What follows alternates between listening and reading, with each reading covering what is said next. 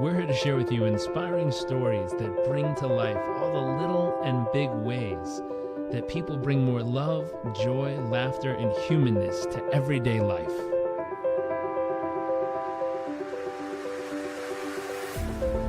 Our focus is the hunt for those little moments that refuel the human soul and reminds us what life is really all about. I invite you to sit back, enjoy the moments, enjoy the stories, the adventures, and the journeys.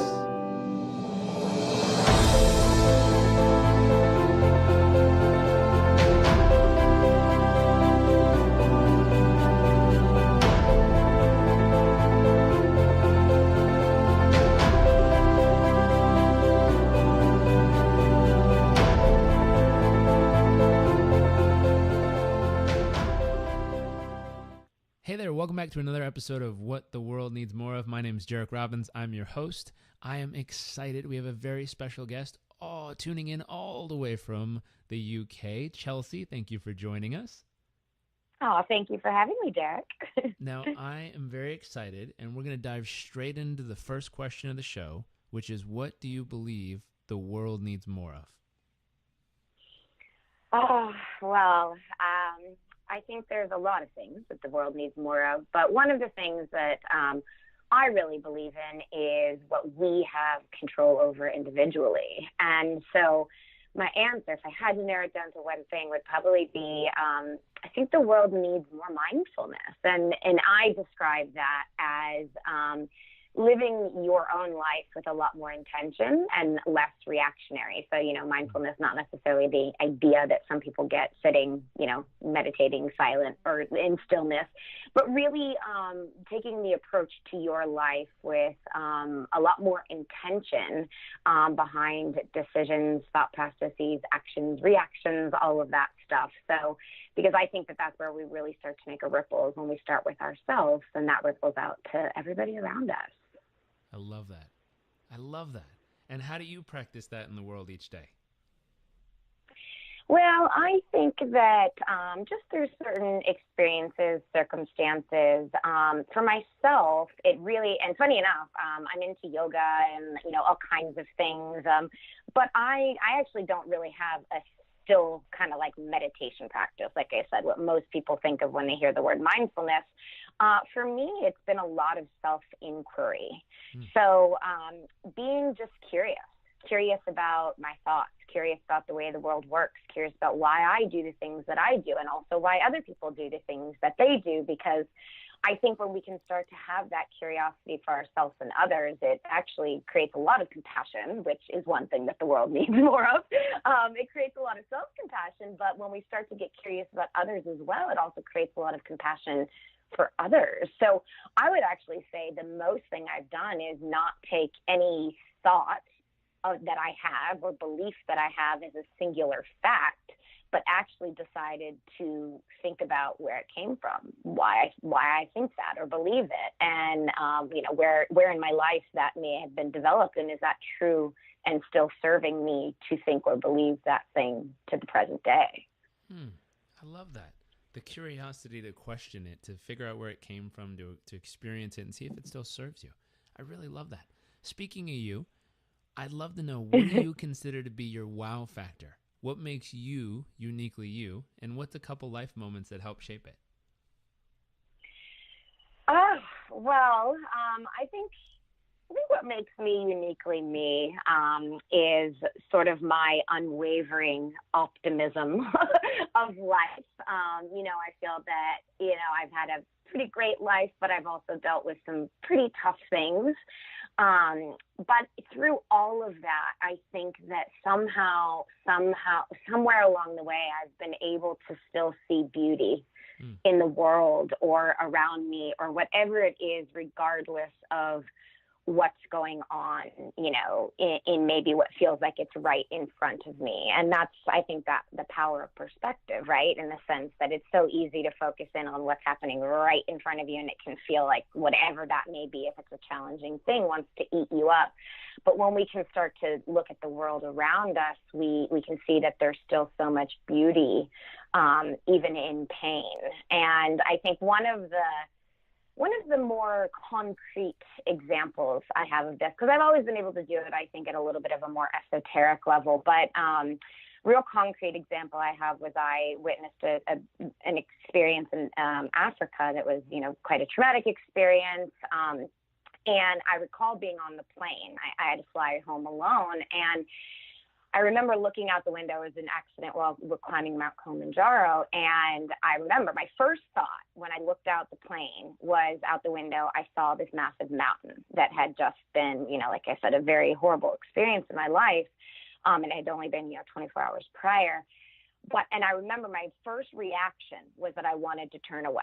I wanted to stop looking because I didn't want to see this thing that had caused so much pain in my life.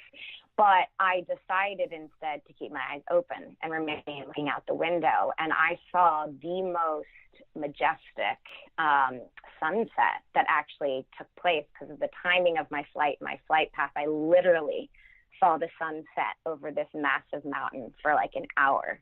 And it was really just that reminder, that physical, concrete example of a reminder of, yes, there's pain, there's suffering, there's hurt in this world. But if you choose to keep your eyes open, if you choose not to close off, then there is beauty even amongst pain.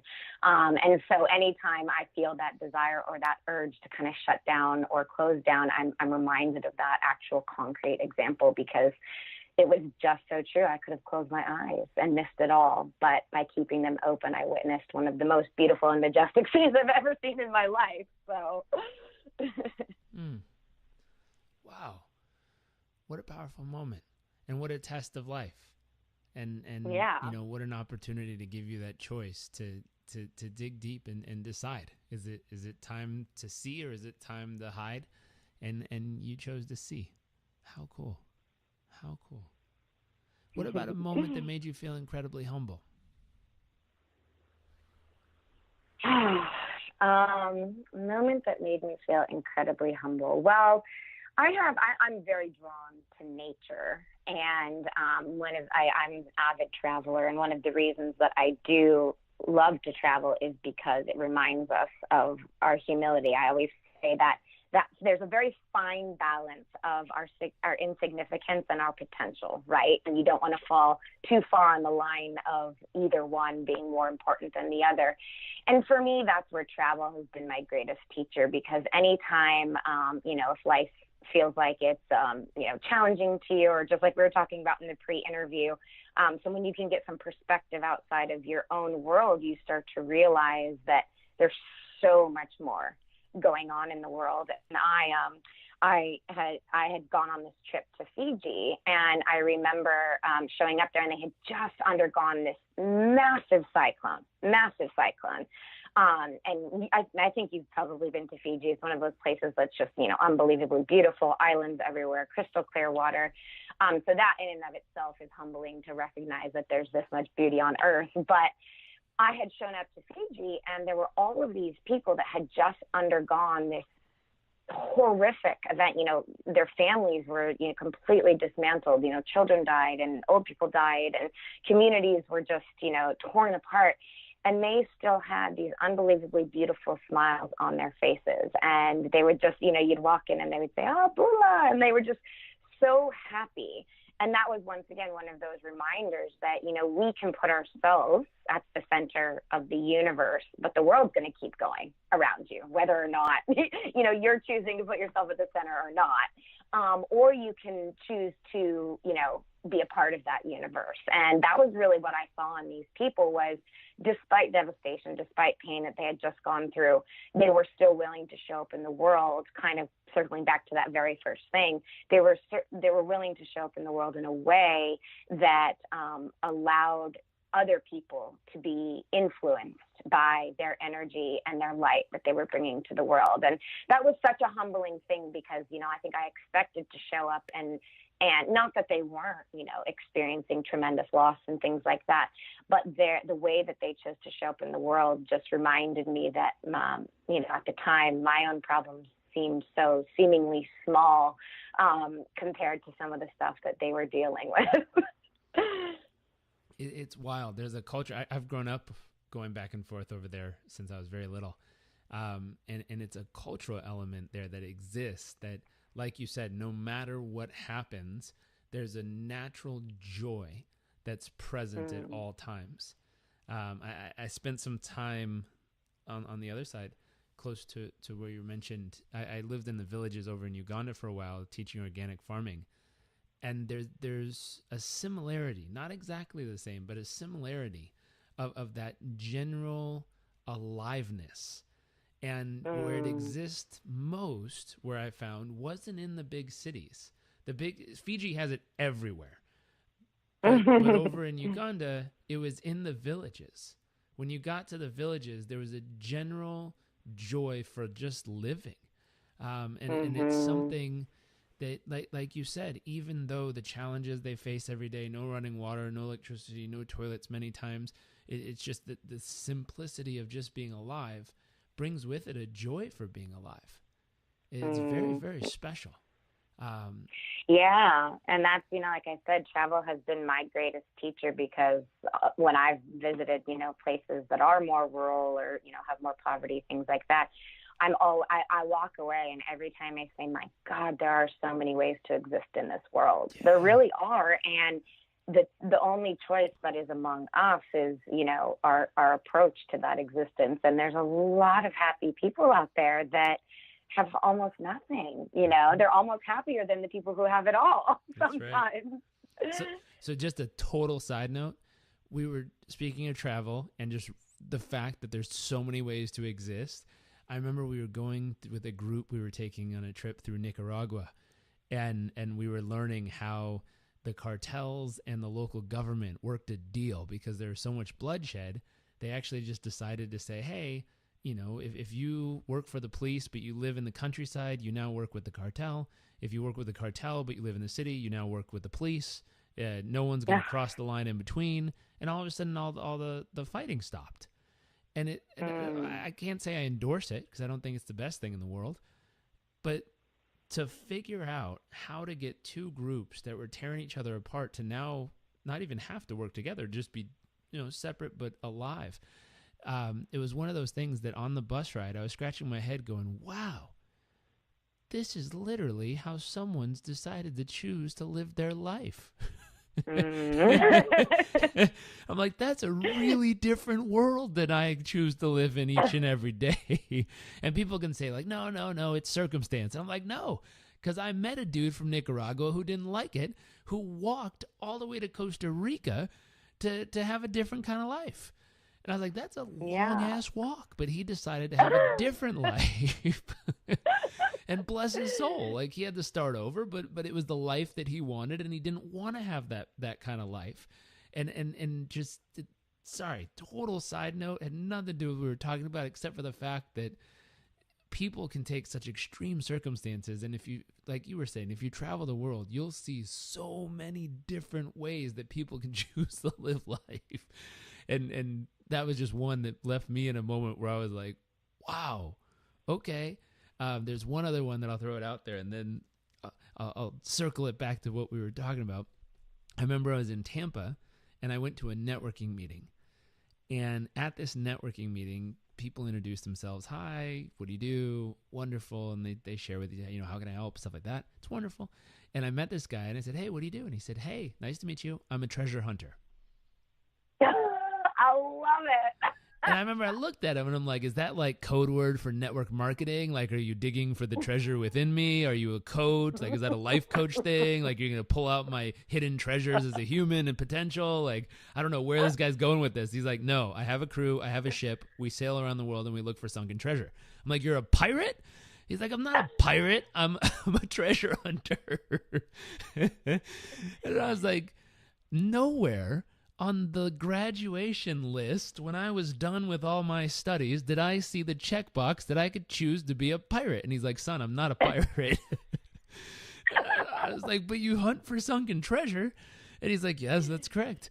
And so I had the deepest question, which is like, have you found anything? How's that working? And he was actually the guy, and not guy, but the team who found like $20 million worth of Spanish coins that were sunk off the coast of Spain. And he found him, drudged him up, brought him back, and then the country of Spain sued him and said it was historical artifacts and they wanted their 20 million bucks back. And he was like, no, I found it. Maritime law. But one of those things, again, you know, these people in Nicaragua choosing to have this kind of life, this guy who decided to walk all the way to another country to have a different kind of life, and this guy who chose to be a freaking treasure hunter. And it's amazing, like you're saying, just a bit of reflecting on the fact that there's so many choices of what someone can choose to do if they want to.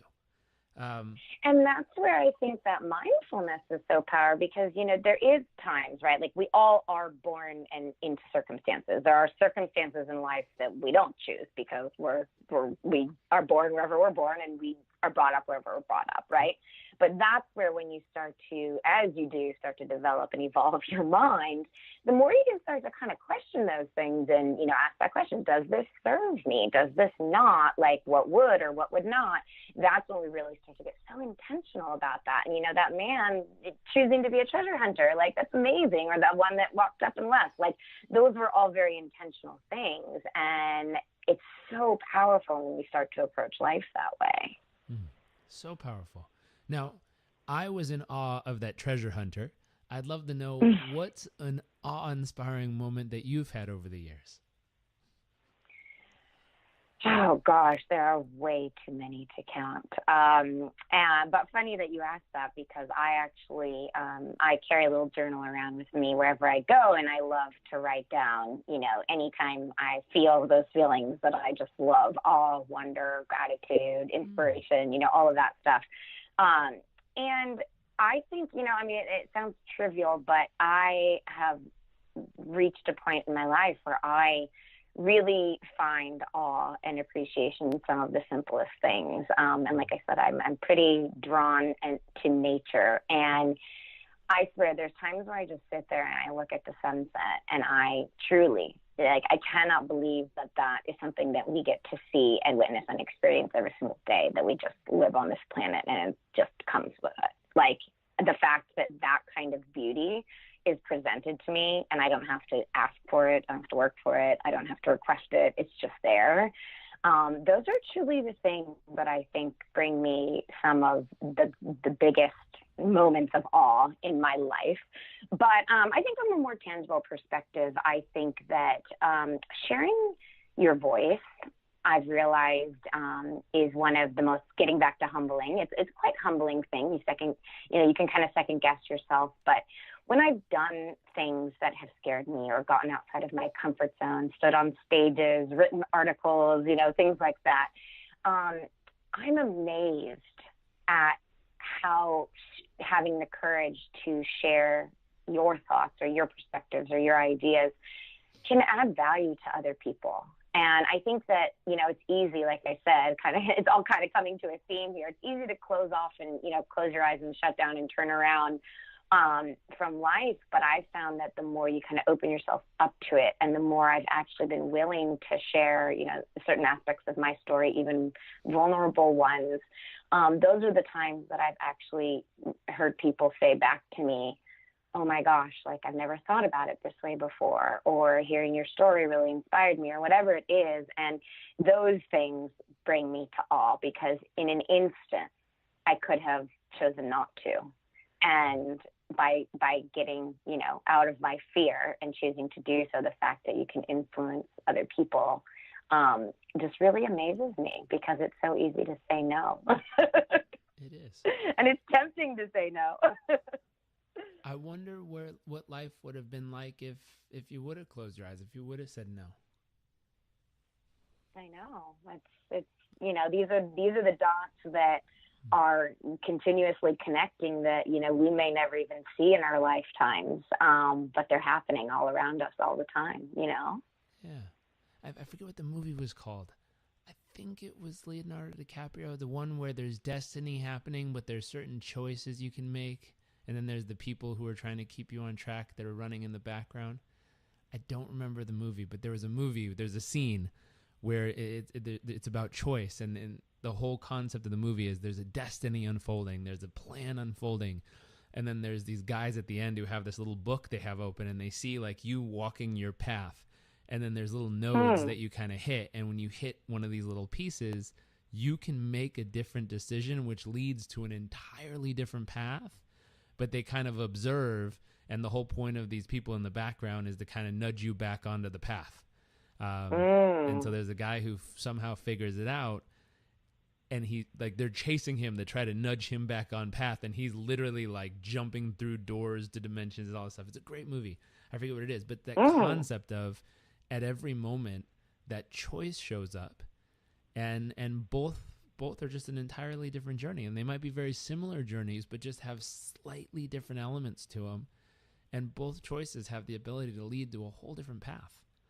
It's really interesting. Yeah, there are times in life where there's big decisions that need to be made, and we see these pivot points in our life, but those are far less frequent than those momentary or daily decisions that we're making that are actually carving the path. Yes, sometimes there's big things that happen, but for the most part, it's those momentary decisions that we make that are really, building that pathway to wherever it is that we're going. That's right. In those moments, to be able to choose love, to choose happiness, to choose friendliness, to choose fun or excitement or whatever the value would be. But those moments show up every day. Speaking, I heard you mention fear. What's your greatest fear? Oh, well, funny enough, I don't have that many. I think that I've experienced, a lot of different emotions at heightened levels, that I've now realized that we are the most, getting back to what we're talking about with the travel and the poverty and all of that, we are some of the most adaptable creatures that you'll ever meet. Things that you never thought you could do, you're able to do. And it's really unbelievable when you actually witness that and experience it for yourself rather than just through a story. And that has actually taken away a lot of my fear. It doesn't mean that, I like how things are right now. I don't want them to change. But it doesn't mean that I don't believe that if, circumstances happened in some way, shape, or form that altered the trajectory of my life, that I wouldn't be able to adapt to it. So it has actually stripped away a lot of my fears. But I think that, I'm human. Fear is a natural emotion. It comes up. How we respond to it is our choice. But I think I have those fears of coming up still, is what I'm doing, is it worthwhile? Does it matter? Is it all going to pan out? Because I feel like I've sort of chosen to take a road that doesn't always have, a necessary guarantee or outcome at the end of it. And that can be scary at times because it feels like you're putting yourself in a responsible and vulnerable position. I think the outcomes and the fulfillment of it are worth it, but it still comes with a lot of that questioning, that self-doubt. Am I doing the right thing? Who am I to think that I can do this? All of that stuff. So I would say that those are probably more the fears that I experience on a regular basis than any one big grand, this would completely ruin or devastate my life kind of fear. Right. Makes sense. From fears to excitement, what are you most excited about for your future? Once again, I've reached a place in my life where I really truly feel like I've designed it in a way where I wouldn't change hardly anything. It's amazing. And so what I'm excited for is to continue to add the building blocks of whatever it is that life is going to evolve into. I think I've moved to London, which, as we were talking about before, it's a big city and there's a lot going on here. And while I'm really loving it and it's a fun kind of short-term thing, I think getting close to the beach, close to the beach again one day is something that I'm really excited about. And I'm working on a project that I'm really excited about. I'm working on getting a book deal going. It's about 2 years in the process, and it's coming to the point where it may or may not come into fruition. So once again, though, I have no control over whether or not it does, but I am excited to see kind of what unfolds from all the effort that's been put into that. So those are sort of some of the things right on top of mind that I would say that I'm really excited about. How fun. If we can help with the book in any way, let us know. We'd be happy to nudge friends or tip them in your favor. Thank you. I think the world always needs good thoughts floating around. So if people have great ideas and great experiences with life, we always like helping them share. Let's see. So we're going to switch to the second quarter of our show, second part. I haven't come up with a proper term for this transition yet, but second part we call nuts and bolts. Really simple. This is the more tactical, tangible, tactical, practical, applicable type stuff that someone listening could immediately apply into their day-to-day life. And so with this, there's so much you've already shared, and I have about a whole page of notes going on my side so far. So thank you for all of that. The question in this section is, what do you currently focus the majority of your thoughts and time and life on each day as of right now? Alignment. And the amazing thing about alignment is it's easy and it's clear. And once you stop resisting or fighting or pushing or pulling the things that we think we should and, are supposed to and all of that stuff, it actually becomes so clear. So that's the approach I've taken to my business, to my relationships, to, where I'm living. I really love the question, what's right now? And when, like I said, when you can kind of detach from some of those, well, how's it all going to unfold, or who am I, or all of that stuff, usually the answer is so clear. We don't have to search for it. It's like right there. So that's really the approach that I've taken, and a pivot that I've taken over, I would say, the last 12 months. And it's been amazing because, like I said, there's still a lot going on. There's a lot that I'm accomplishing. There's a lot that I'm guided towards, all of this stuff. But it's done with a lot less efforting. It feels like it's more ease and in flow. And it's been really wonderful. What's right now? And following that and wherever it takes me.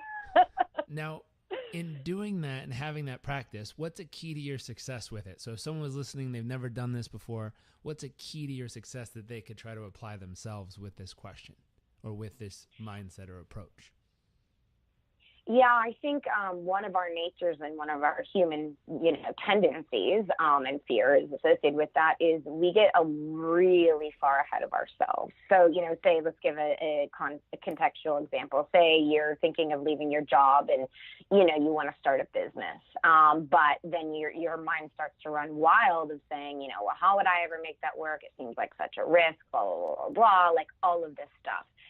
But when you're actually making decisions based on a future projection of what is, even though it may never actually even look like that. So it's a really scary place to make your decisions from. Whereas if I'm in that place, and maybe the thing that's right now is that you want to quit your job, but it's actually right to stay in your job right now and start pursuing something on the side. Or, we all know ourselves the best. Perhaps really you're the type of person that needs to rip off the Band-Aid because you're just going to stay there in a miserable existence for the next, 20 years.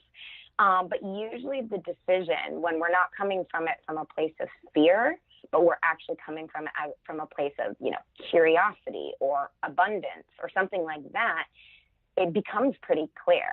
And for somebody who's maybe just thinking about this for the first time, we can get really caught in our heads, right? Like our heads will talk us into or out of almost everything. And that's where I really like to think about feelings versus thoughts. So, if you do something and it's going to feel exciting, and one thing to remember is that, getting out of our comfort zone, that it's a similar physiological feeling as, excitement and nervousness are kind of the two same feelings. We just wrap the story around which one is which, right? So being aware and intentional about that. But I like to really think about feelings. Like, so if I were to make this decision or whatever it is that, you're asking this question about, would it bring me feelings of ease and peace and pride and, appreciation? Or is it going to bring me feelings of stress and anxiety and, all of that? What feeling is it going to produce? Because the more we can kind of trend towards the feelings that we desire and make decisions off of those, the more we're starting to feel those feelings and attracting them into our lives. So that's where I like to think at the level of feelings, because I know our minds can get super psycho crazy. And like I said, you can truly talk yourself into or out of almost anything. You can rationalize anything. So basing it off of feelings is really where I like to start that process. I love that.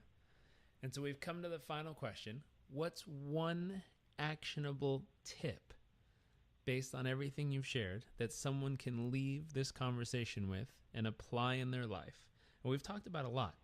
We've talked about keeping your eyes open when life puts you in a position where it'd be easy to shut them. We've talked about, traveling and exploring the world. We've talked about the power of choice, choosing what you want your path to be and being able to make that decision to go for it if you'd like. We've talked about how adaptable we are as human beings. We've talked about the ability, to like you said, be working on new projects and have new opportunities. And if they work out, wonderful. If they don't, there's, always a destiny or a destination that you're going to be going through. In this last section, we talked about the ability to figure out what's right now and to use your feelings as the guide instead of allowing your thoughts to take you on a journey in every single direction it could. But if we were going to leave someone with one actionable tip, what could we leave them with? And that's where I actually, funny enough, shared it earlier, even though I didn't know you were going to ask me this question. I think the more that you can write down, getting those thoughts out of your head, the better. Like I said, I love to write down the things that make me feel great, the things that make me inspired or grateful or whatever, because the only space between a fact in life and the feeling that it produces is the thought that you have about it. So if it's raining here in London and my thought is, oh, this crappy weather, I'm going to feel like crap, right?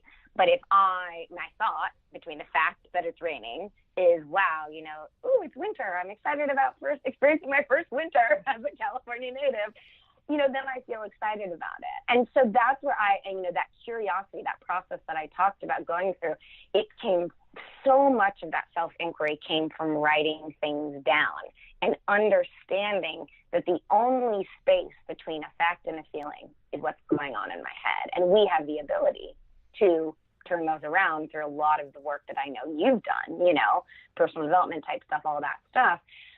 So anybody can write down the things that make them feel good and the thoughts they were having during those times. And the more we start to unravel and create data points about things that make us feel good versus things that make us feel bad, the more we can start to gravitate towards the things that would make us feel good, which therefore influences how we show up in the world. So that's one thing I truly think everybody has the ability to do, whether it's in a journal, on a, rock, if you don't have pen and paper, in the sand, whatever it may be, everybody can write down or go through the process of that curiosity about our own thoughts. I love it. I love it. I love it. Well, thank you so much for joining us. I know you mentioned a few awesome projects you're working on. If people want to find more of those projects online or somewhere, where could they go to find them? Absolutely, yeah. So my main platform is called Live Your Legend, and we've got a couple things there. We've got a passionate work program. I'm working on something called the Align Life School right now, but everything is housed under Live Your Legend. So that's my website. We've got, Instagram and Facebook handles there, and then my personal life is all found just at Chelsea Dinsmore. So that's my social media handles and things like that. Very cool. Well, we'll link all of them up in the show notes. For those of you listening, make sure to visit the show notes. Click on those links. Go learn about more Chelsea, what she's up to. Learn about Live Your Legend. Say hello. Send her a DM and tell her you love the show. And Chelsea, once again, thank you so much for joining us here. It's been a pleasure to have this conversation and to share more of what you're up to with the world. Thank you for having me. I really appreciate it. Of course. Now, for everyone tuning in, if you like this episode, make sure to share it. We believe that sharing is caring. We love caring people, so make sure to share. Also, leave us a review on iTunes. We're always grateful to help spread the message and let more people know what you think. Till then, I look forward to seeing you on next episode.